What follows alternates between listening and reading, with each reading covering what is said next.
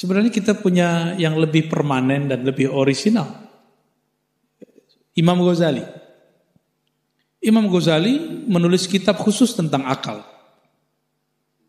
Tentang ada syaraful akal, ada ma'arijul uqul, madarijul uqul, nama kitab kalau salah ya. Ada di kitab risalahnya. Beliau membagi tipe-tipe akal. Yang sekarang menurut saya ilmu-ilmu psikologi sekarang ketinggalan. Kalau sekarang kan ada pembagian otak depan, kortek. Ini otak kritis di sini. Jadi antum itu suka nilai orang tuh pakai sini. Dia kecil, dia cuma 10%. Lalu ada otak kiri atau kanan, otak kiri itu pembagian zaman Now. Kalau Imam Ghazali pembagiannya lebih dalam lagi.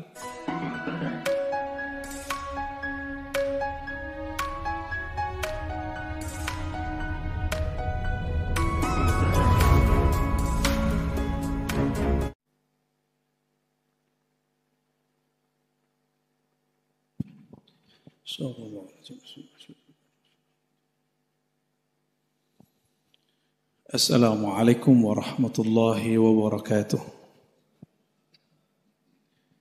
Alhamdulillah rabbil alamin wal aqibatu lil muttaqin wassalatu wassalam ala rasulih al karim. Amma ba'du. Allahumma bika asbahna wa bika amsayna wa bika nahya wa bika namutu wa ilaika an-nusyur. Allahumma inna nas'aluka khaira hadzal yawm wa khaira fihi wa khaira ba'dah wa na'udzu bika min syarri hadzal yawm wa syarri ma fihi wa syarri ba'dah. Bismillahilladzi la yadurru ma'a ismihi syai'un fil ardi wa la fis samaa'i was-sami'ul 'alim. Wa la haula wa la quwwata illa billahil 'aliyyil 'azim. Baik Bapak Ibu, insyaallah pagi ini saya membawa kitab yang sangat tua secara umur tapi cetakannya masih baru. Judulnya Al-Fiqhul Akbar. Mungkin sudah ada ustaz yang ngaji itu di sini? Belum ya? Al-Fiqhul Akbar Abu Hanifah. Belum ya? Ini adalah kitab akidah tertua yang pernah saya tahu. Nomor 2 tertua yang sudah dicetak atau dibagikan dan dibaca itu akidah Thahawiyah. Dan akidah Thahawiyah sudah saya terjemahkan. Ada pengantarnya sedikit, jadi buku kecil. Itu nomor 2 tua, yang paling tua ini. Inilah yang disebut dengan hakikatus salaf. Hakikat akidah ulama salaf. Tapi ada orang mengkritisi sanad kitabnya.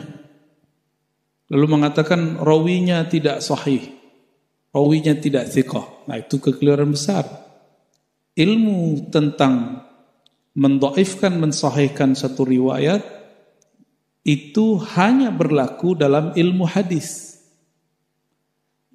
Dalam ilmu hadis ada periwayatan yang ketat. Maka informan, orang yang misalnya syekh punya guru, gurunya punya guru, gurunya punya guru. Nah, ini disebut rawi, periwayat. Periwayatnya ini kita baru ukur secara ilmu hadis jika orangnya meriwayatkan ilmu hadis.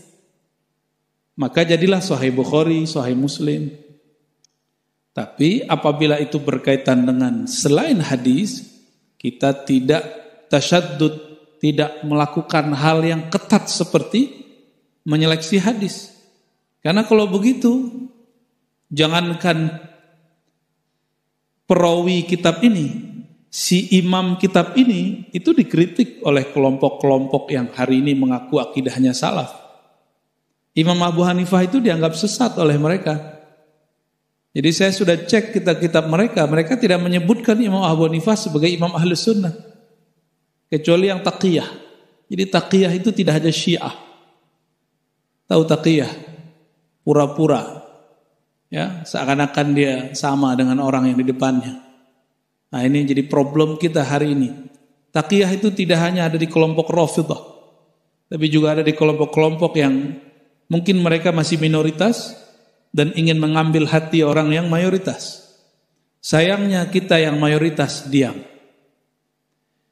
Kita tidak mesti melakukan kekerasan, tapi kita harus membangun beragama dengan rasio yang sahih, dengan akal yang benar, qalbu yang bening.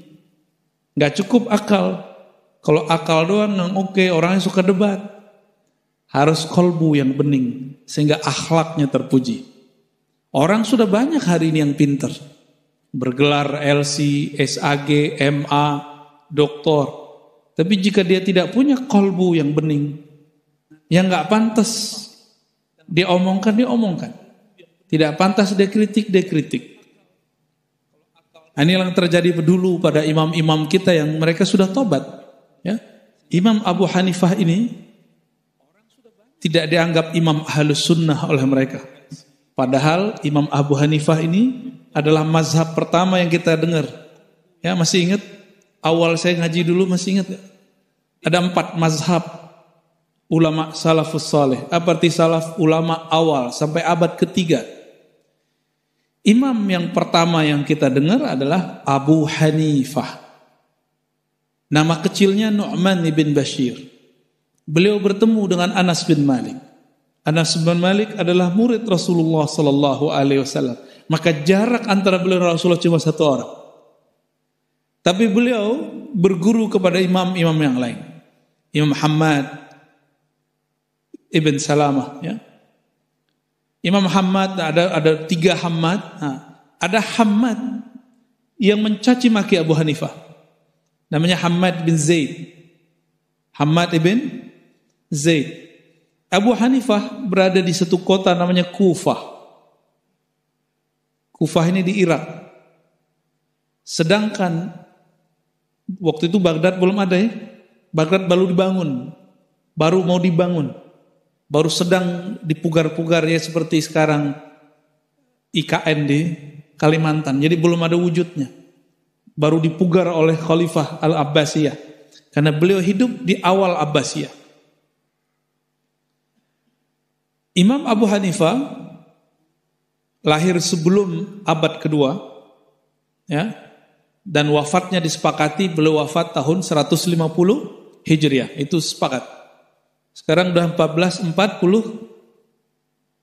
Berapa sekarang? 43 apa 4? 44 tuh, masih 43 aja, Pak. 1444. Jaraknya sangat jauh. Ini lebih tua daripada Imam Malik, Imam Syafi'i, Imam Bukhari, Imam Muslim. Itu generasi lebih belakang lagi. Meninggal Abu Hanifah, lahir di tahun itu Imam Syafi'i. Terbayang tuanya Abu Hanifah? Ya. Maka kalau disebut salaf siapa? Ya Abu Hanifah. Ya. Dan Imam Abu Hanifah, ulama mencatat ada 4.000 gurunya. Antum udah berapa punya guru? Channel YouTube sih banyak, ya. Guru, beneran guru, Pak. Dengerin hadis, duduk kepada masyayikh, rihlah datang. Jarang sekali, ya. Nah, Imam Abu Hanifah ini adabnya sangat tinggi. Saya pernah mengisahkan ini di beberapa tempat. Imam Abu Hanifah ketika dia istirahat, kakinya selonjoran. Dia ingat di arah selonjoran kakinya ditarik lurus, itu rumah gurunya Imam Hammad, bukan Hammad bin Zaid yang mengkritik dia. Tapi Hammad yang jadi guru dia. Lalu kakinya langsung bersila seperti biasa. Lalu dia mengarahkan kepada yang lain. Baru kakinya diluruskan, selonjoran. Ditanya oleh keluarganya, "Ya Abu Hanifah, wahai Abu Hanifah, kenapa engkau kemudian tidak berani mengarahkan kakimu ke arah tertentu?" Apa jawaban beliau? Di arah tersebut ada rumah guruku. Ini adab Abu Hanifah. Antum punya adab segitu gak? Ya, kecil hati dikit, tersinggung dikit sama guru, sedih dikit sama guru, ngomongin guru di belakang. Ya, gimana mau dapat berkah hidup? Gimana ilmunya mau dapat? Ya. Ujian berguru itu ujian menghilangkan ego. Ikutin pola gurunya. Bukan malah menjadi juri. Banyak orang gagal dalam berguru sehingga keilmuannya tidak diberkahi Allah karena dia telah menjadi juri terhadap gurunya. Juri itu lebih baik atau kurang baik? Lebih pintar kan juri? Lebih pintar. Kata Imam Muhammad Amin Al-Qurdi, Syekh Muhammad Amin Al-Qurdi, apabila seorang murid berani menilai guru-gurunya seakan-akan dia lebih tinggi dari makom dan ilmu gurunya, itulah aswa'ul adab, adab-adab paling buruk yang ada di zaman ini. Ya, ini hati-hati, ini antum, hati-hati beneran. Ya, membicarakan guru di belakang sama kayak membicarakannya di depan. Memuji guru di belakang sama dengan mujinya di belakang. Menghormati guru di tempat yang dia tidak lihat sama dengan menghormati dia di depan. Inilah yang disebut rabithah ruhiyah yang paling kuat, qawiyah, ikatan batin yang paling kuat. Ya. Gimana? Udah punya guru yang begitu belum kita? Di depannya kita beradab, di belakangnya kita beradab. Udah punya belum? Kalau baru lihat YouTube kadang enggak senang dikit komentari gurunya di YouTube. Ya. Orang ketemu pun masih begitu. Ya. Dan ujian paling berat lagi bukan itu, membicarakan guru dalam diri sendiri. Kok guru begini ya? Kok guru begini ya? Nah, orang ini akan kena penyakit namanya was-was. Dan itu penyakit paling bahaya. Ya. Jangan tersinggung ya. Ada yang tersinggung enggak? Ini karena saya sayang kepada antum semua. Jika ingin berguru dengan baik, bergurulah dengan adab yang sahih. Inilah yang disebut dengan dua kelompok ashab, sahabat atau ikhwan. Nabi menyebut orang yang hidup bertemu beliau, berguru kepada beliau dengan ashab, sahabat. Dan menyebut umat akhir zaman yang beradab kepada beliau dan beradab kepada guru-guru yang mewarisi ilmu beliau dengan ikhwan, saudaraku. Itu sebutannya. Ya, ini adab Imam Abu Hanifah. Maka beliau sampai hari ini orang-orang masih beradab kepada beliau. Imam Abu Hanifah. Karena tinggi adabnya, Imam Bukhari saat sholat di masjid Imam Abu Hanifah, beliau tidak kunut subuh. Muridnya bertanya, wahai Tuan Guru, kenapa engkau tidak berkunut? Apakah ada hadis baru lagi? Jawaban beliau, saya menghormati yang dikubur di samping masjid. Begitu ulama beradab. Jadi kita, masalah mazhab itu bukan masalah sok-sok benar. Ya, tapi masalah menghormati, itulah adab yang tinggi. Karena dia sudah beradab kepada gurunya, dia sudah beradab kepada teman-temannya, maka dia beradab kepada orang yang lain faham dengan dia. Ya, nggak ada tuh Imam Syafi'i ngomongin Abu Hanifah yang jelek. Yang ada beliau mengkritisi mazhabnya ada. Itu di kitab Al-Um ada, tapi tidak menyebutkan nama. Tidak menyebutkan nama. Ya, kalaupun ada yang dia kritik adalah pendapat-pendapat orang-orang yang ada di zaman itu. Ya.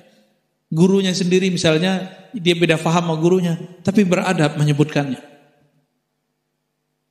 Nah, ini hati-hati ya. Gejolak-gejolak dalam hati ketika kita berguru kepada seseorang.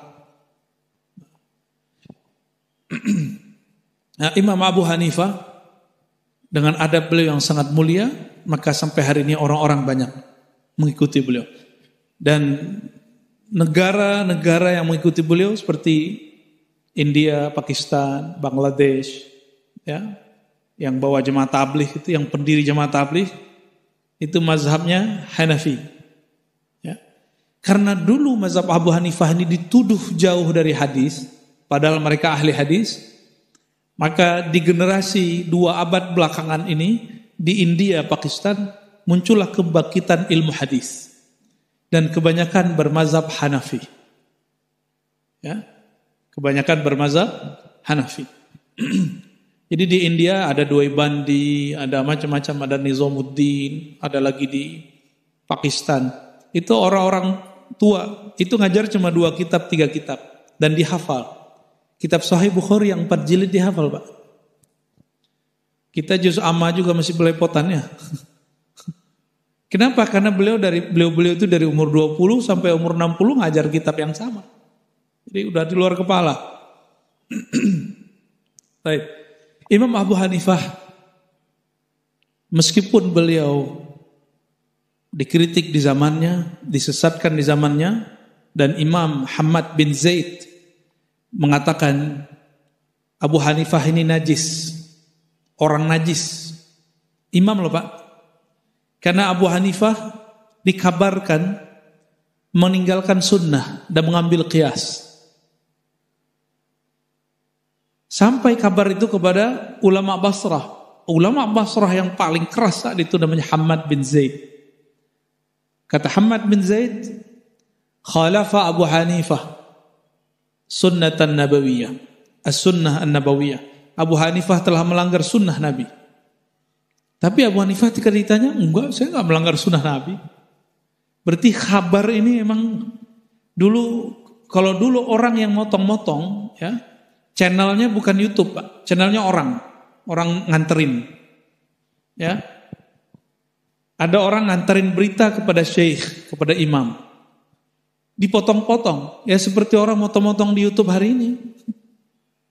Sama.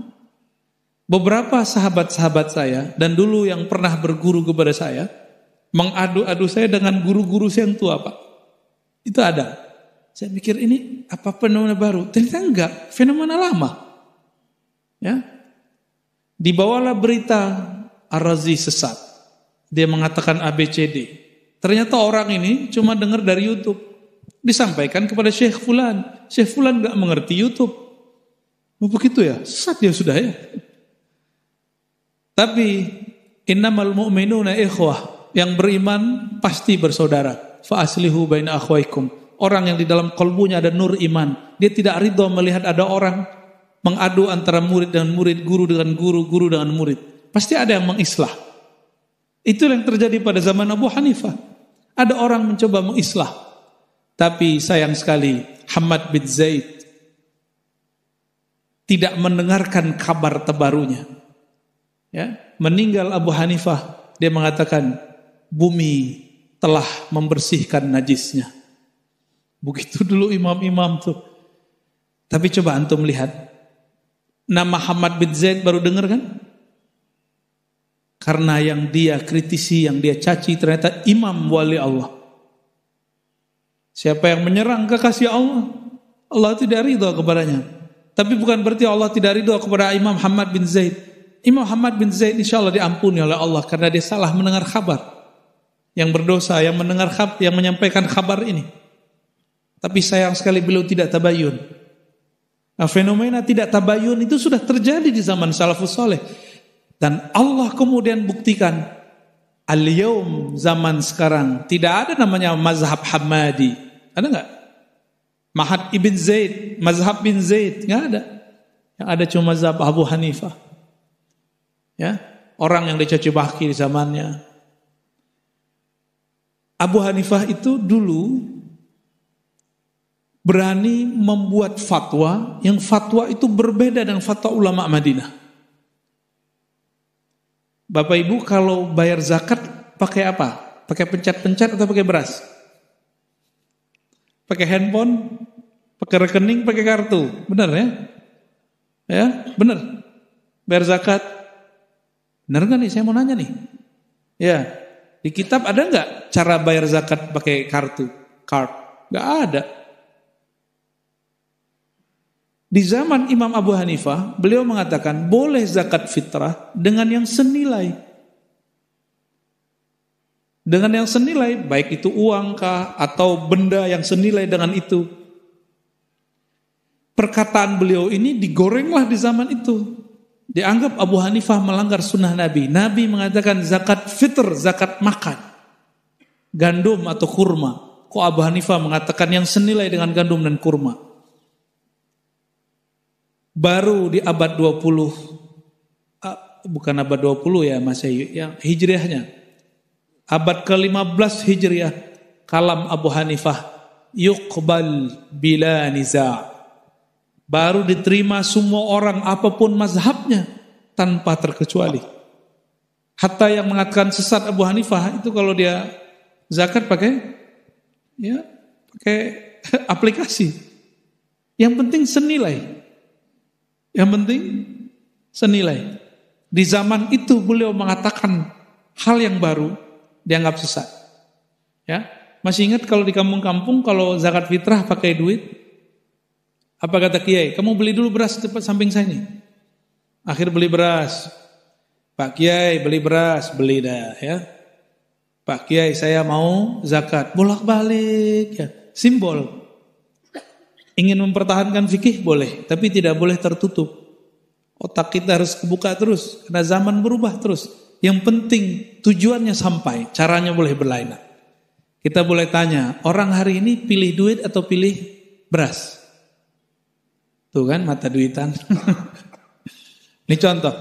Imam Abu Hanifah dicaci maki karena beliau menerima yang disebut analog atau qiyas. Ya, baik. Ini kitabnya berjudul Al-Fiqhul Akbar. Al-Fiqhul Akbar, fikih besar. Kalau dengar fikih maknanya apa? Salah. Hukum. Ternyata dulu kata fikih tidak hanya berkaitan dengan hukum. Imam Abu Hanifah membagi fikih menjadi dua. Fiqhul ahkam itu yang minor, kecil. Ada fiqhuddin, memahami agama secara total. Disebutkan dalam kitab Al-Fiqhul Absat. Jadi ada lagi kitab keduanya, Al-Fiqhul Absat, fikih menengah. Ada besar, menengah. Tapi menengah kitabnya lebih tebal. Apa maksudnya? Di dalam hadis Nabi SAW mengatakan, hadis Imam Bukhari, Imam Tirmizi dan imam-imam yang lainnya, "May yuridillahu bihi khairan yufaqqihhu fid-din." Siapa yang Allah inginkan keberkahan hidupnya dunia akhirat, maka Allah mudahkan dia memahami ad-din, agama. Ad-din di situ ada perkara hukum zahir, ada hukum batin. Hukum zahir jadi hukum fikih, ilmu mazhab. Hukum batin jadi tasawuf. Dan hukum akli, hukum qalbi menjadi ilmu akidah. Ini menjadi ilmu akidah. Ya. Maka jika disebut semuanya, di antara fikih ini mana yang paling besar? Maka adalah fikih memahami akidah. Maka beliau sebut kitabnya Al-Fiqhul apa fikih besar. Kalau fikih kecil berkaitan dengan batal wudu, syarat rukun wudu, itu fikih kecil. Kalau fikih besar mengenal Allah, yang membatalkan iman kepada Allah. Nah, ini perbedaannya. Ini istilah lama. Ini istilah lama, ya. Nah, sekarang kita masuk ke muqaddimah kitab. قال الإمام الأعظم بسندنا المتصل قال الإمام الأعظم والهمام الأفخم الأقدم قدوة الآنام والهمام الأفخم والأقدم قدوة الآنام وإمام الزمان أبو حنيفة النعمان بن ثابت الكوفي. Kalau kita buka kitab-kitab, kebanyakan beliau dikasih gelar Al-Imam Al-A'zam. Apa artinya? Imam yang agung. Ya. Abu Hanifah nama kecilnya An-Nu'man ibn Thabit Al-Kufi. Kufah. Saya cerita sedikit sebelum masuk kitab, apa itu kota Kufah. Kufah dulu kota tua yang di zaman Sayyidina Ali karamallahu wajhah dikirim seorang sahabat namanya Abu Musa Al-Ash'ari. Salah satu hafiz di zaman Rasulullah sallallahu alaihi wasallam, disebut Daudnya umat Muhammad. Siapa namanya? Abu Musa Al-Ash'ari. Sahabat Nabi Sayyidina Abu Musa Al-Ash'ari ini jadi gubernur di sana, mengajar di sana, jadi imam di sana. Jadi dulu gubernur plus imam. Dulu gubernur plus imam. Imam Abu Hanifah lahir di kota itu. Tapi Kufah di zaman Sayyidina Ali, setelah kota itu dibangun beliau pindahkan ibu kota Madinah kepada Kufah. Jadi pemindahan ibu kota tidak hanya terjadi di zaman kita, tapi terjadi di zaman Sayyidina Ali. Sayyidina Ali memindahkan dari Madinah. Kenapa? Karena beliau melihat banyak hal. Pertama, basisnya banyak di Kufah. Yang kedua, di Madinah banyak sahabat-sahabat yang beliau barangkali sungkan kepada mereka. Ya, untuk membicarakan politik, Sayyidina Ali merasa tidak pantas. Karena beliau telah melihat politik-politik itu kotor. Ya. Hatta Sayyidina Utsman terbunuh. Sayyidina Utsman terbunuh, lalu Sayyidina Ali dituduh membunuh Utsman. Siapa yang menuduh? Sahabat-sahabat juga. Sampai kemudian terang benderang beliau tidak terbukti membunuh. Sayyidatuna Aisyah sempat berperang dengan Sayyidina Ali. Bayangkan, sahabat dijamin masuk surga, sahabat istri Rasulullah perang. Antum bisa bayangkan dunia pusingnya zaman itu. Ya, sakit pala kita kalau mikirin zaman itu. Dan kita beruntung gak hidup di zaman itu. Maka jangan berangan-angan semoga saya hidup di zaman ini, zaman itu. Zaman yang kita hidup sekarang, ini zaman yang terbaik untuk kita. Ya. Kalau antum dulu zaman Sayyidina Ali mungkin jadi Khawarij. Karena cuma beda coblosan aja udah beda iman, ya. Kejadian di Jakarta, beda coblosan gak disolatin. Itu Khawarij, Pak, bukan Ahlus Sunnah wal Jamaah. Jangan gitu-gitu amat beragama. Ya. Sekarang baru pada sadar. Ya. Gitu kita dibodohin sama politisi. Gak mau. Islam tidak pernah menganggap politik terpisah dari agamanya. Tetapi jangan mau politik aduk-aduk kita. Agama yang ngatur politik, jangan politik ngatur agama. Maksudnya apa? Jangan sampai perbedaan politik membuat agama kita amburadul. Sayyidina Ali melihat potensi itu besar, maka beliau keluar dari Madinah dan tinggal di Kufah. Gitu. Dari Kufah lah beliau memimpin.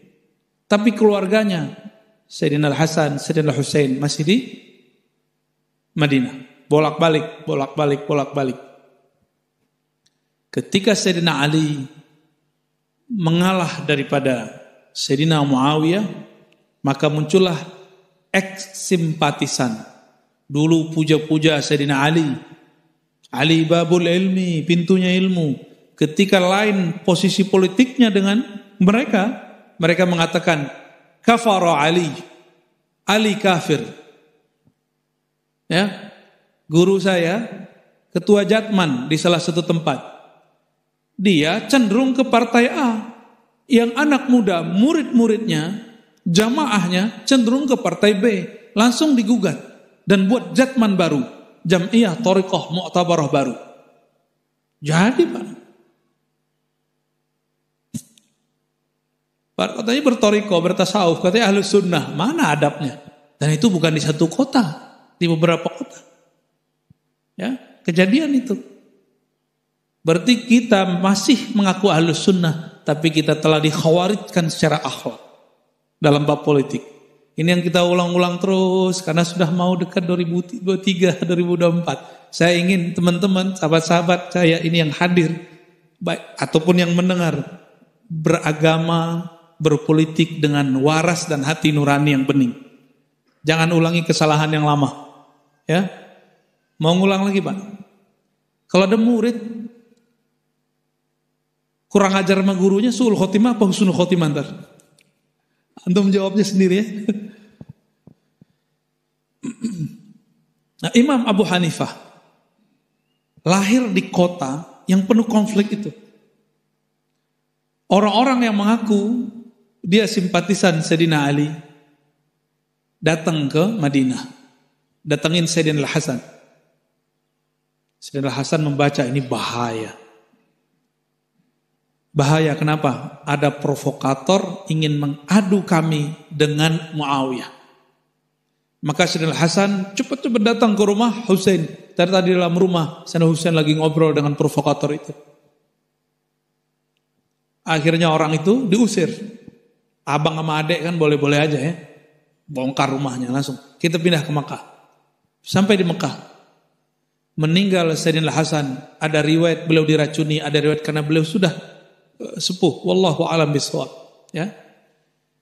Meninggal Sayyidina Hasan, tidak ada lagi yang menahan Sayyidina Husain. Sayyidina Husain pun tidak tahan dengan pola pemerintahan di zaman Yazid bin Muawiyah. Beliau masih menghargai Muawiyah. Muawiyah meninggal, tadinya kekhalifahan menjadi monarki. Maka khilafah Umayyah itu bukanlah khilafah murni. Karena khilafah murni hanya khalifah Rasyidin. Ya. Tapi monarki dari ayah turun ke anak. Maka Sayyidina Al-Husain didatangi lagi oleh orang Kufah. Biasa, ya. Kalau enggak antum siapa lagi, Bib? Kan gitu kalau sekarang ya. Kalau bukan antum siapa lagi, ya? Kalau enggak antum siapa lagi? Kalimat-kalimat itu digunakan dari masa ke masa untuk dimanfaatkan oleh mereka, mengambil hati para pembesar-pembesar. Sayyidina Al-Husain kemudian berpikir, iya juga ya. Maka dibawalah keluarganya keluar dari kota Mekah, berangkat ke Irak, ke Kufah. Sampai di padang Karbala, tiba-tiba Yazid bin Muawiyah instruksikan bin Ziyad. Bin Ziyad ini gubernur. Bin Ziyad kirim panglima yang tidak mengenal keagungan Sayyidina Al-Husain. Disitulah Sayyidina Al-Husain dipancung.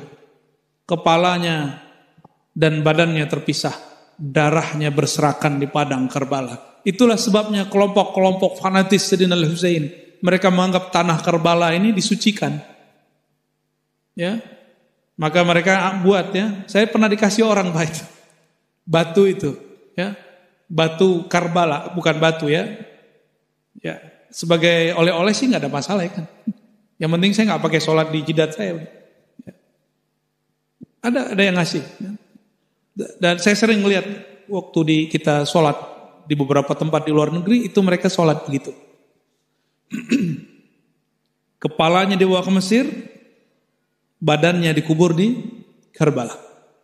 Tepat tanggal 10 Muharram bulan lalu. Ya, makanya 10 Muharram itu menjadi hari ratapannya kelompok-kelompok Rafidhah. Kita cinta Sayyidina Al-Husain, tapi kita tidak perlu meratapinya. Dan beliau juga tidak mau diratapi. Cukup perjuangannya kita lanjutkan. Anak-anaknya dibunuh, istri-istrinya dibunuh, saudara-saudaranya dibunuh, kecuali satu yang selamat. Ali bin Husain, yang ahli sujud, ahli ibadah, bernama Ali Zainal Abidin. Dari beliaulah kemudian berkembang yang kita sebut hari ini habaib. Maka semua habib zuriat Sayyidina Ali Zainal Abidin bin Husain bin Ali. Paham ya? Jadi enggak boleh ngaku habib antum cuma karena pakai jubah sama jenggot panjang sama hidung mancung. Ya, banyak habib mukanya biasa. Ya, mungkin dia menikah dulu dengan kakek moyangnya, menikah dengan orang Sunda, ya kan? Ya, hidungnya tadi maju ke depan jadi standar ya. Yang kalau hidung orang Arab kan tuh sendiri gede-gede. Kalau hidung orang kita ya beginilah. Kayak antum itulah kayak aneh. Enggak terlalu gede, enggak terlalu kecil juga ya. Nah, Sayyidina Al-Husain karena beliau terbunuh sampai sekarang tidak tahu siapakah provokator ini. Provokator ini bersumber dari kota Kufah. Meninggal Sayyidina Husain, di Kufah terjadi gejolak. Saat itulah berkembang berita-berita palsu.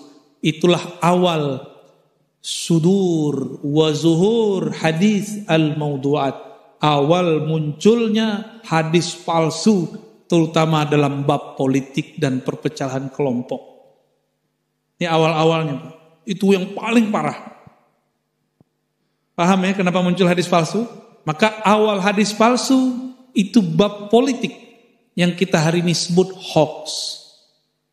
Abu Hanifah lahir di negeri seperti itu. Oleh karena itu Abu Hanifah idza syakka fi riwayatin raddaha.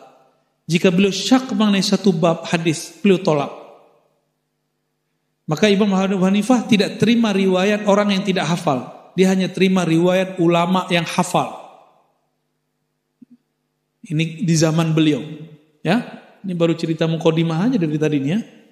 Ini biar kita faham, imam itu enggak ujuk-ujuk datang. Abu Hanifah lahir di negeri seperti itu, makanya wajar gurunya 4.000, tapi dari 4 gurunya tidak semua gurunya diambil ilmunya.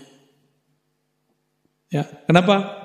Karena di antara gurunya ada yang terindikasi terkena bab politik. Baik. Bismillahirrahmanirrahim. Qala aslut tauhid wa ma yasihul i'tiqad alaihi yajib ay yaqula amantu billahi wa malaikatihi wa kutubihi wa rusulihi wal ba'ts ba'da al-maut wal qadar khairihi wa syarrihi min Allah wal hisab wal mizan wal jannah wan nar haqqun kullu. Asal tauhid, ilmu tauhid itu mudah, enggak ribet. Di zaman ini belum dikenal istilah sifat 20, tapi bijinya sudah ada. Ya. Tauhid itu cukup kamu mengimani rukun yang 6. Gampang tuh?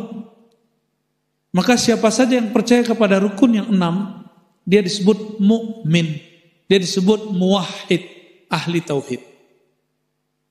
Saya mau tanya Pak, Sufi, Salafi, NU, Muhammadiyah, percaya nggak dengan rukun yang 6?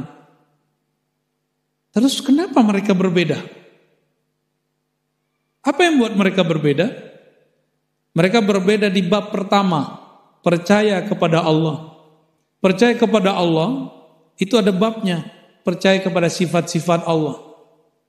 Di bab sifat Allah, disinilah mereka berbeda. Pertanyaannya, mengimani sifat Allah wajib, tapi memahami sifat Allah, apakah itu suatu kewajiban? Gimana? Adakah yang mengerti hakikat sifat Allah? Allah Rahman Rahim, antum mengerti Allah Rahman Rahim? Jangan cuma tahu terjemahannya. Yang mengerti Rahman Rahim pada hakikatnya cuma Allah itu sendiri. Lalu Rasulullah, sehingga Rasulullah dapat gelar Ar-Rahim, Ar-Rahim. Kita nggak betul-betul paham tentang hakikat sifat Allah. Maka sifat Allah itu pada dasarnya cukup diimani. Apa kata beliau? Tauhid itu tidak mesti kamu faham mendalam. Tauhid itu yang penting kamu amantu billah, aku percaya kepada Allah, sifatnya, af'alnya, perbuatannya, cukup. Karena di zaman salafus soleh terjadi perdebatan yang panjang, perdebatan kiri kanan macam. Maka perlulah dirumuskan sifat-sifat Allah. Dirumuslah kemudian sifat 20, sifat salbiyah. Jadi itu dirumuskan supaya apa? Karena sudah banyak orang bingung tentang sifat Allah. Tadi saya ulangi, yang wajib itu mengimani sifat Allah atau mengetahui, memahami hakikat sifat Allah. Mengimani. Berarti iman kepada sifat Allah, percaya kepada sifat Allah itu wajib, itu pokok. Kemampuan kita memahami sifat Allah itu disebut cabang. Paham? Disinilah perdebatan semua kelompok. Ya, silakan dibuat panah-panahnya di kepalanya. Ada panah pertama, mengimani sifat Allah. Yang kedua, memahami sifat Allah. Berarti ada 2 kotak. Di mana orang banyak berbeda?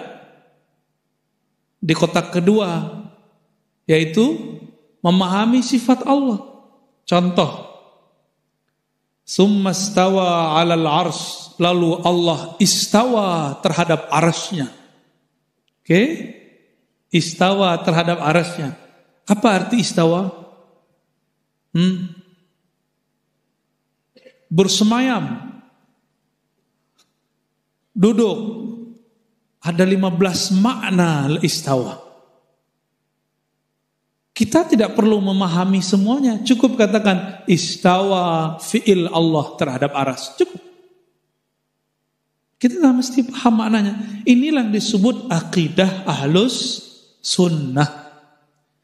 Lalu kapan muncul pemaknaan terhadap istawa?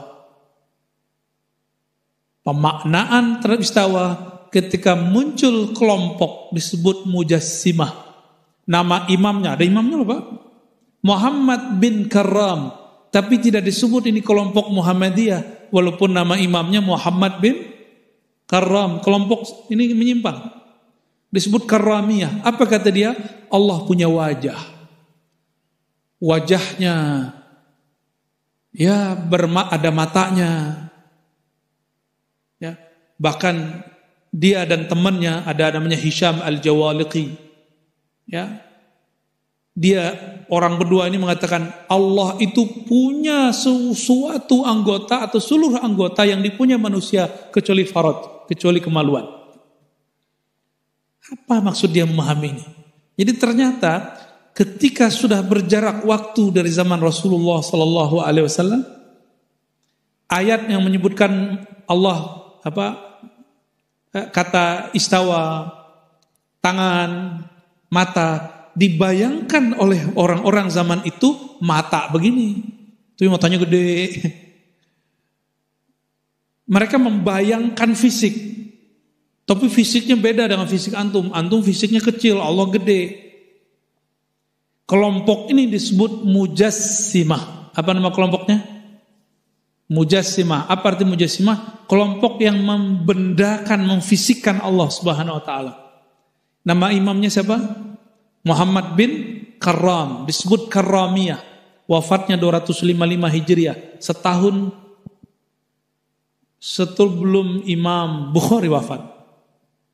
Imam Bukhari wafat 256, dia 255. Jadi itu salaf juga, tapi bukan soleh.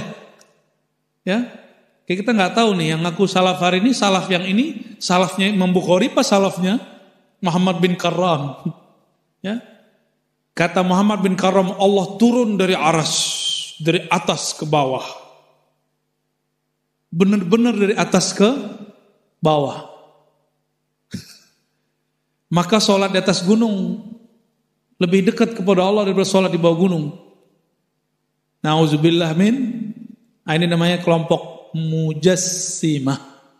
Ya. Kenapa muncul kelompok begini? Karena dia ingin memahami sifat-sifat Allah. Ini kesalahannya. Ingin mencari-cari makna sifat. Perlu kita ingatkan, sifat Allah tidak perlu dicari-cari maknanya. Cukup yakini Allah dan semua sifatnya. Titik. Itulah akidah saya. Itulah akidah salaf yang saya tahu. Itulah akidah Imam Asy'ari yang saya tahu, akidah Imam Syafi'i, akidah Abu Hanifah, akidah Imam Malik, akidah Ahmad bin Hanbal, akidah Bukhari, akidah Muslim. Akidahnya itu. Dan tidak boleh ditambahkan kalimat bizatihi. Inilah kekeliruan imam yang disebut imam salafi, namanya Ibnu Taimiyah. Ibnu Taimiyah mengatakan istawa bizatihi.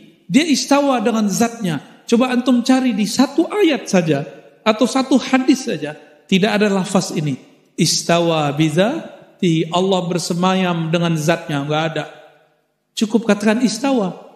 Ternyata ini kritik daripada muridnya sendiri kepada gurunya. Apa kata? Tapi dia masih beradab. Imam Az-Zahabi, kata Imam Az-Zahabi, seandainya guruku tidak menambah kalimat zatihi, zatnya, tentu akidah Imam Ibnu Taimiyah itu betul-betul akidah salafus saleh. Itu aja kelirunya, Pak. Ya. Enggak lebih.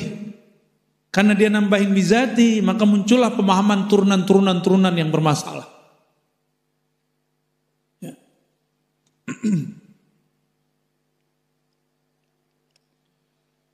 Percaya kepada Allah, percaya kepada malaikat, apalagi rukun iman.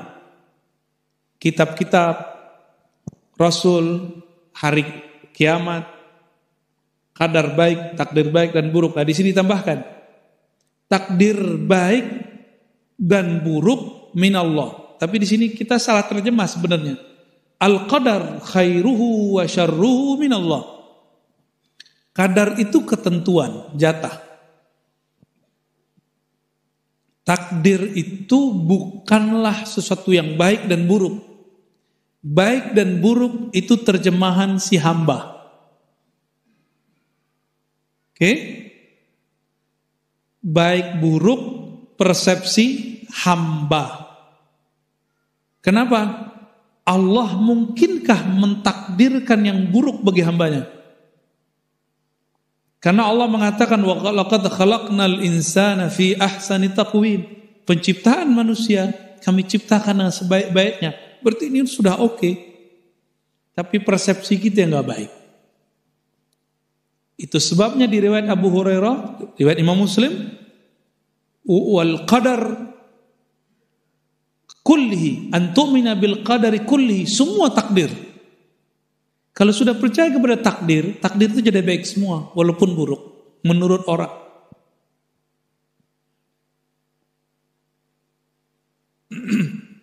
Wal hisab, mizan, ya, jannah, nar, haq kullu. Nah, ini kita sudah paham. Ini disebut rukun iman yang 6. Gampang tuh belajar akidah. Nah, karena sekarang telah muncul orang-orang mengatakan Tuhan di atas. Ya, Tuhan duduk di atas aras. Maka belajar sifat 20 perlu untuk menetralkan kembali itu. Jadi ketika muncul kelompok-kelompok tadi kotak yang kedua, masih ingat? Di kotak kedua muncul kelompok yang memvisualkan Tuhan. Maka muncullah ulama masuk ke wilayah ini. Mereka kemudian mengobati penyakit memahami agama seperti ini. Muncullah namanya akidah Ahlus Sunnah. Ya, muncullah Imam Asy'ari, di zaman beliau Imam Abu Hanifah. Ya. Maka di sini kalau semoga nanti ada kajian kitab Subah 20, Ustaz, ya. Cari Ustaz gurunya dari luar, ya. Saya begini kadang bisa datang, kadang tidak. Terima kasih atas kesabarannya, ya. Gimana? Ngebul nggak palanya? Kalau ngaji tasawuf kan kolbunya sejuk, ya. Kalau ngaji ini akalnya harus kuat.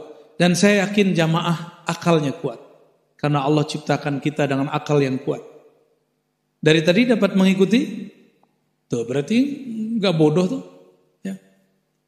Ilmu itu berat kalau nggak tahu cara menyampaikannya. Ya. Profesor hebat nggak di kampus? Tapi kalau suruh khutbah orang tidur semua, Pak. Assalamualaikum warahmatullahi wabarakatuh. Alhamdulillah. Kata Pak Imam, Bismikallahumma ya wa amun. Imam padahal, ya. Karena profesor biasa ngajar datar di kampus. Nah, kita kemudian mencoba melihat ini gimana nih caranya. Biar ilmu di kampus, ilmu di pesantren dihidangkan dengan cara yang dapat dipahami di masjid-masjid. Nih saya mau tanya jujur nih, dapat dipahami dari tadi? Oke, kotak-kotaknya tadi, ya. Insyaallah, alhamdulillah saya bersyukur kepada Allah SWT, ya. Bagian akhir di kitab ini, di muqaddimah kitab ini belum bicara tentang Allah. Wallahu ta'ala wahidun la min tariqil adad, lakin min tariqi annahu la syarikalah. Nah, sekarang kita masuk kepada rukun iman yang pertama.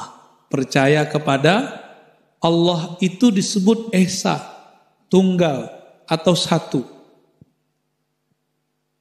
Tapi satunya bukan satu setelah satu, ada duanya. Sebelum satu ada nol, bukan. Itu satu angka. Maka beliau mengatakan, la min tariqil adad. Satu tapi bukan angka. Bukan numerik. Maka dalam bahasa lama ada terjemahan paling tepat disebut tunggal. Apa arti tunggal? Satu-satunya, nggak ada nol sebelumnya, nggak ada dua setelahnya. Itu makna tunggal. Tapi tunggal pun dalam pikiran kita masih begitu, masih terbayang satu. Beliau cuma mengatakan begini, yang dimaksud Allah Esa, Allah satu, bukan angka yang kamu bayangkan 0, 1, 2, 3, enggak. Hilangkan itu. Apa maksudnya? Maksud yang lain. Keesaan Allah bukanlah sesuatu yang dibayangkan oleh akal. Gitu. Jadi akal kita cukup mengimaninya. Dia masuk akal, tapi akal cukup dia mengatakan, aku percaya. Dia tidak bertentangan dengan akal. Yang bertentangan itu jika nanti muncul ada kemajemukan dalam satu. Ada oknum-oknum dalam satu. Nah, itu baru enggak masuk akal dia. Allahu ahadun. Nah, beliau menutup dengan surat Al-Ikhlas. Qul huwallahu ahad. Katakanlah wahai Muhammad. Saya menerjemahkannya bukan Muhammad, hai Ahmad. Katakanlah wahai Ahmad. Allah dialah sang ahad. Ahmad ahad. Ya. Jadi Nabi Muhammad mengatakan ana Muhammad, itu nama bumi. Ana Ahmad, itu nama ruhaniah beliau. Nama langit beliau. Nama hubungan beliau dengan Allah itu Ahmad. Ya. Maka ketika disebut kul huwallahu ahad, maka yang paling tepat ya Ahmad huwallahu ahad. Dan ini yang paling dekat kepada Allah itu Ahmad. Dan Ahmad itu sudah ada sebelum Allah ciptakan langit dan bumi. Ketika Nabi ditanya, kapan engkau ada? Aku telah ada sebelum Sayyidina Adam. Adam belum dicipta, aku telah ada. Hadis Imam Tirmizi, hadisnya sahih. Nama beliau Ahmad. Inilah yang diabadikan dalam surat Shaf. Sayyidina Isa mengabarkan nanti akan muncul Nabi setelahku. Nabinya belum lahir. Setelah lahir namanya Muhammad. Tapi sebelum lahir namanya Ahmad. Ya. Allahu ahad. Allahus samad. Nah, nanti kita syarah nggak tahu bulan depan apa kapan deh. Ya. Apa itu samad? Sebelum samad Allah, nanti tolong sediakan whiteboard. Ya. Kita jelaskan lafaz Allah. Sebelum Allah ada huwa. Huwallahu ahad. Allahu subhanahu. Nanti masing-masing ada yang indah di situ. Ini yang saya sebut dengan ringkasan sifat 20. Ada dalam surat Al-Ikhlas. Pertama tauhid ahadiyah, yang kedua tauhid samadiyah, yang ketiga tanzih. Ya, cukup 3 itu. Tanzih dan takdis kalau digabung. Ini ringkasan dari semua kitab akidah, ternyata ada dalam kitab suci Al-Qur'an. Qul huwallahu ahad. Jadi Bapak Ibu yang pusing belajar sifat Allah, cukup baca Qul huwallahu ahad. Inilah rahasianya. Kenapa kalau baca ayat ini sama dengan sepertiga Al-Qur'an. Baik. Barangkali itu sudah jam 6. Gimana Tad? Mau ada pertanyaan? 2 aja ya. Oke. Fadal. Silakan.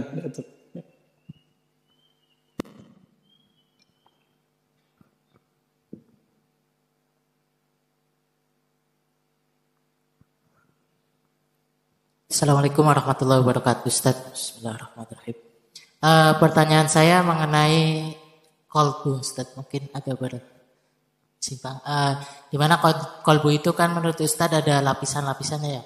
Dari sudur, kolbu, kemudian ke fuad, lub sampai sir gitu kan. Nah, pertanyaan saya adalah di selain kolbu juga ada akal gitu. Akal itu kalau dari pembahasan secara ilmiah itu ada yang namanya akal kritis atau pikiran kritis dan alam bawah sadar. Nah, pertanyaannya adalah pada saat akal itu kan yang lebih dominan kalau kita lagi sadar adalah akal kritisnya. Sedangkan akal bawah sadar ini adalah akal yang dalam, artinya kayak lautan es gitu kan Ustaz. Apakah alam bawah sadar ini atau subconscious mind ini sama dengan yang dimaksud dengan kolbu atau berbeda? Baik. Ya. Itu tadi filsafat Sigmund Freud ya. Atau filsafat barat itu mereka membagi alam sadar, alam bawah sadar ya. Sebenarnya kita punya yang lebih permanen dan lebih orisinal. Imam Ghazali. Imam Ghazali menulis kitab khusus tentang akal.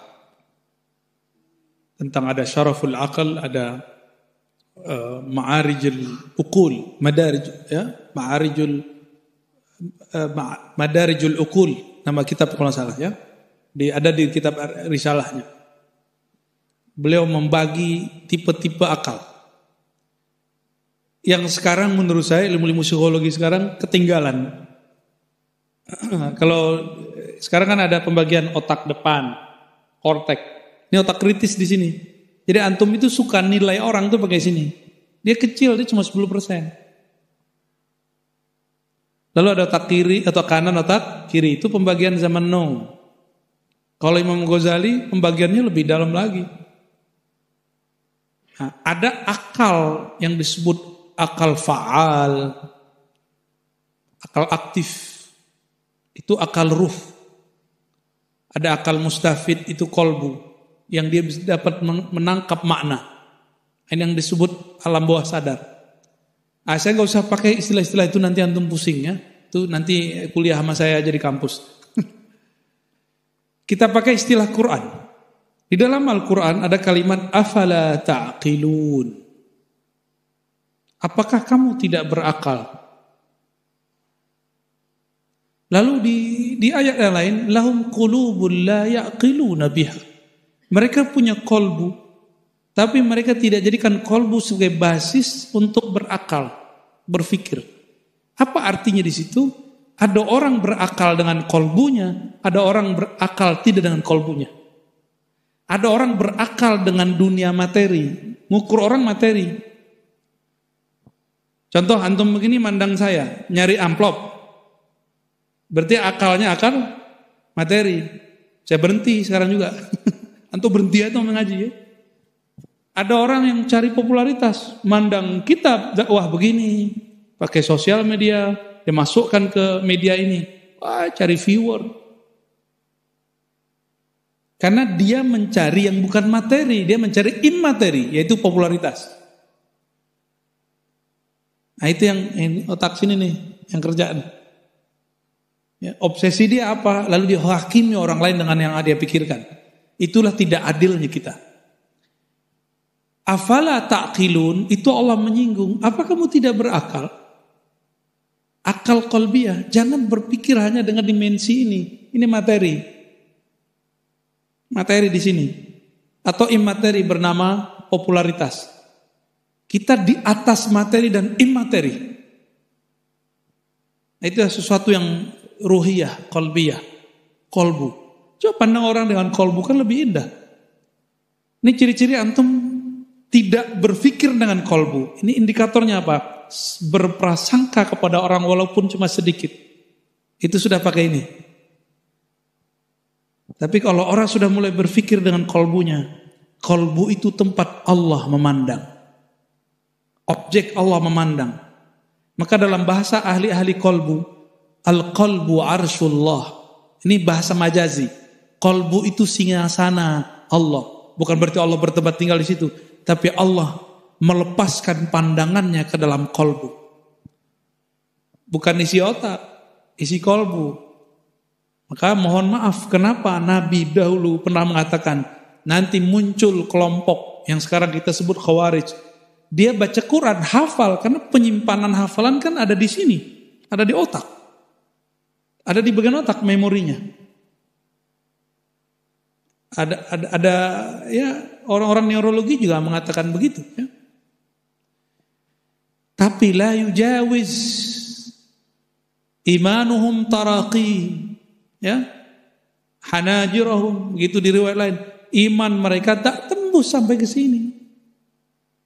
Nah, bagian bawah ini disebut alam bawah sadar oleh pakar-pakar sains hari ini. Di Quran yang dalam itu disebut dengan tafakkur dan tadabbur. Itu dua hal yang beda dan hari ini salah pakai. Antum coba nyebut tadabbur alam atau tafakkur alam. Keliru secara Quran, katanya mau ikut Quran. Mau ikut Quran enggak? Alam ditafakuri, Quran ditadabburi. Afala yatadabbarunal Quran. Di Quran. Apakah mereka tidak mentadabburi Quran? Bukan tadabbur alam gak usah ditadabburi. Alam ditafakuri karena sekarang pasangannya tidak pas. Umat Islam banyak gagal jadi saintis. Wilayah akal dia pakai kolbu, wilayah kolbu dia pakai akal, nggak nyambung. Inilah kejadian orang tentang kajian ma'rifat ruh, ma'rifat kolbiyah. Orang membatalkan ilmu-ilmu ma'rifat. Kenapa? Dia pakai akal ini, bukan pakai akal yang qalbiyah. Paham maksudnya? Nah, menurut saya kegagalan umat Islam karena salah. Kalau di kampus kita sebut salah epistemologi. Pusing deh ya. Apa arti salah epistemologi? Salah kamar. Akal wilayahnya alam. Kolbu dia mentadabburi. Masuknya ke alam ruh, ke alam rasa. Maka tadabbur itu disebut tadabbur bolak-balik. Saya mau tanya sama antum, Rasulullah itu baca Quran atau dengerin Quran awalnya? Metode ini yang hari ini tidak ada. Bacain ayat, maknai. Bacain ayat, maknai. Itu metode Rasulullah. Sekarang kita, mohon maaf, saya suka ada orang buat one day one juice. Tapi ada yang kita lupakan di one day one juice. Ya, tadabburnya.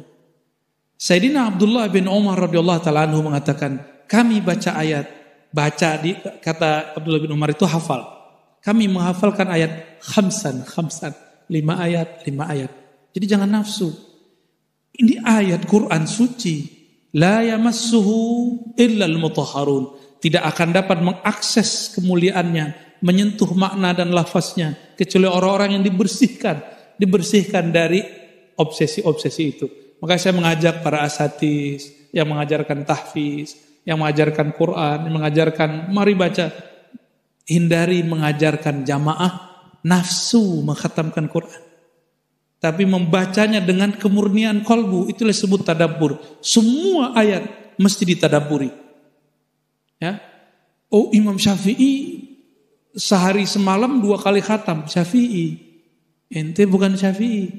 Ya. Imam Syafi'i baca ayat, 1 ayat. Itu bisa muncul 70 makna. Tapi Imam Syafi'i jika mulai mentadabburi, beliau tidak membaca khatam. Di riwayat Imam Ahmad dikatakan bahwa beliau membaca 1 ayat diulang 70 kali 1 malam. 1 kali baca, 1 kali makna. Kita udah baca one day one juice berkali-kali, gak dapat makna apa-apa. Yang penting dapat pahala. Ya. Mau sampai kapan antum ini cuma diiming-imingi pahala? Pahala surga, tapi gak ketemu yang punya surga. Tapi kalau mendapatkan meaning ayat, ketemu yang menurunkan ayat. Ketemu zat yang mana Allah menitipkan ayat ke dalam kalbunya. Baginda Nabi Muhammad sallallahu alaihi wasallam. Ayo wake up ya, upgrade. Jangan hanya lagi jamaah pemburu pahala. Pahala itu level anak kecil. Ya. Anak kecil diiming-imingi, kamu buat ini terkasih ini, puasa ya 30 hari terkasih sepeda. Masih begitu Pak cara beramalnya? Ibu, masih begitu? Udah tua, udah ubanan. Ya. Udah sekarang kita kalau belajar bukan lagi untuk iming-imingan itu. Tapi ingin mengenal siapa yang menurunkannya. Ingin mengenal siapakah sosok yang diturunkan Quran kepadanya. Dan itu gak mungkin kecuali tadabbur. Itu makna tadabbur. Maka saya kalau mengartikan at-tadabbur wasilatun ila ma'rifatil munazzil wal munazzil alaih. Wal munazzal alaih. Ya. 3. Tadabbur itu ujungnya adalah mengenal Allah yang menurunkan Al-Quran. Mengenal Nabi Muhammad yang diturunkan Quran kepadanya. Dan mengenal pesan yang diturunkan ke dalam kalbunya. Udah 3 Pak, itu yang disebut tadabbur. Ya, tafakkur apa tafakkur? Tafakkur di Quran misalnya, wa yatafakkaruna fi khalqis samawati wal ard. Mereka mentafakuri penciptaan langit dan bumi. Di sini lahirlah 2 wali. 1 wali tafakkur membicarakan alam. Dia mengenalkan alam kepada makhluk, lalu membawa makhluk kepada Allah. Yang kedua, ini lebih tinggi lagi. Mereka mengenal Allah dengan Allah itu sendiri. Itulah tadabbur. Itulah tadabbur. Kalau tafakur mengenal Allah dengan alamnya. Kalau tadabbur mengenal Allah dengan Allah itu sendiri. Allah itu sendiri menurunkan Quran, maka mengenalnya lewat Quran itu mengenal Allah dengannya. Lebih dalam yang mana? Lebih dalam yang kedua tadabbur, tapi kita memerlukan tafakur. Kalau ini jalan akan terjadi kebangkitan umat Islam yang ke berapa kali ini? Saya nggak tahu yang berapa kali, lupa gitu udah. Ya. Cukup? Halas ya? Barangkali sudah kita cukupkan dulu. Ini kitab Al-Fiqhul Akbar karya Imam Abu Hanifah. Terakhir mari kita bacakan Al-Fatihah kepada guru-guru kita yang bersanad bersilsilah kepada Imam Abu Hanifah, Imam Abdul Hasan Asy'ari, Maturidi, Imam Malik, Imam Syafi'i, Imam Ahmad bin Hanbal, Bukhari, Muslim, dan para imam-imam ahli sunnah dan para awliya-awliya tis'ah. Allah hazinni wa likulli niyatin salihah wa ila hadratin nabiyina Muhammad sallallahu alaihi wasallam wa ila al-mazkurina asma'uhum. Al-Fatihah. A'udzu billahi minasyaitonir rajim. Ar-Rahmanir Rahim. Maliki yaumiddin. Syaratul ladzina an'amta 'alaihim ghairil maghdubi 'alaihim waladdallin. Amin. Barangkali itu habis ini ada kajian kitab lagi di masjid apa namanya? Masjid Raya Cinere jam 8 nanti. Silakan bergabung lagi kalau ada waktu ya. Assalamualaikum warahmatullahi wabarakatuh.